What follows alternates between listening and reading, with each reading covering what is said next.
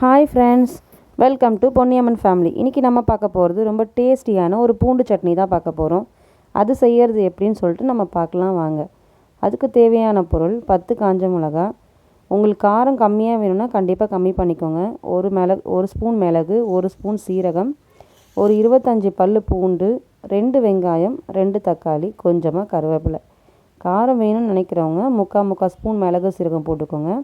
வேண்டான்னு நினைக்கிறவங்க நான் போடுறது அப்படியே போடுங்க, நல்லா காரமாக இருக்கும்.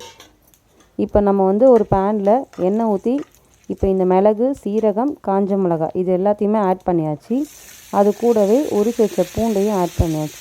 பூண்டு ரொம்ப வதங்கணும்னு அவசியம் இல்லை, லைட்டாக கொஞ்சமாக வதங்கினா போதும். அந்த தீஞ்சாலாம் பூண்டு வேறு மாதிரி ஸ்மெல் வர ஆரம்பிச்சிடும். இப்போ இந்த மாதிரி நல்லா வதங்கினதுக்கப்புறம் நம்ம இப்போ இதில் வெங்காயம் ஆட் பண்ணிக்கலாம். நம்ம அரிஞ்சு வச்சுருக்க 2 வெங்காயத்தையுமே போட்டு நல்லா வதக்க ஆரம்பிச்சிடலாம். வெங்காயமும் நல்லா ரொம்ப பொன்னிறமாக வதக்கணும் அவ்வளோலாம் அவசியம் இல்லை. ஒரு பாதி வேக்காடு இல்லை ஒரு முக்கால் வேக்காடு வந்தால் போதும், நல்லா வதங்கினா போதும் முக்காவா. இப்போ வெங்காயம் நல்லா வதங்கிருச்சு, கூட கருவேப்பிலை ஆட் பண்ணிக்கலாம். நம்ம இப்போது இந்த சட்னி ரொம்ப டேஸ்ட்டாக இருக்கும். இதுக்கு சைட் டிஷ்லாம் எதுவும் வேண்டாம்.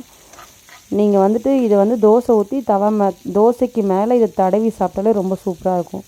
சட்னிக்கு தேவையான உப்பு நம்ம இப்போ ஆட் பண்ணிக்கலாம். ஆட் பண்ணிவிட்டு ஒரு கிளறி விட்டுட்டு நம்ம தக்காளி ஆட் பண்ணிக்கலாம். இந்த எல்லாமே நல்லா வதங்கணும்னு அவசியம் இல்லை, ஒரு நல்லா பாதி பதத்துக்கு நல்லா வெந்தால் மட்டும் போதும்.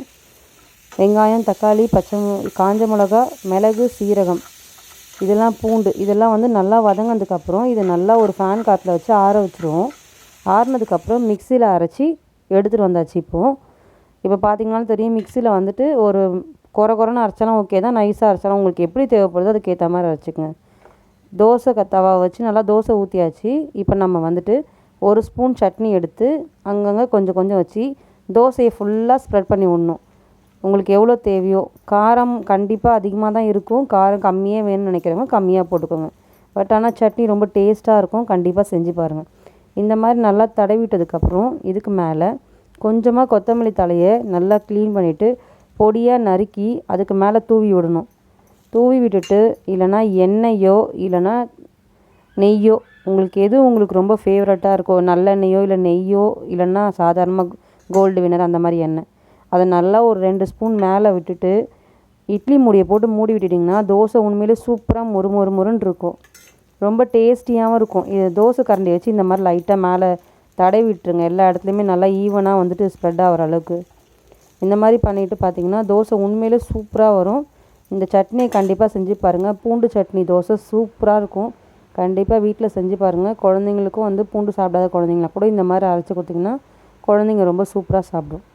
பொன்னியம்மன் ஃபேமிலியை சப்ஸ்கிரைப் பண்ணுங்கள், லைக் பண்ணுங்கள், ஷேர் பண்ணுங்கள், கண்டிப்பாக கமெண்ட் பண்ணுங்கள். வீடியோ பார்த்த அனைவருக்கும் மிக்க நன்றி.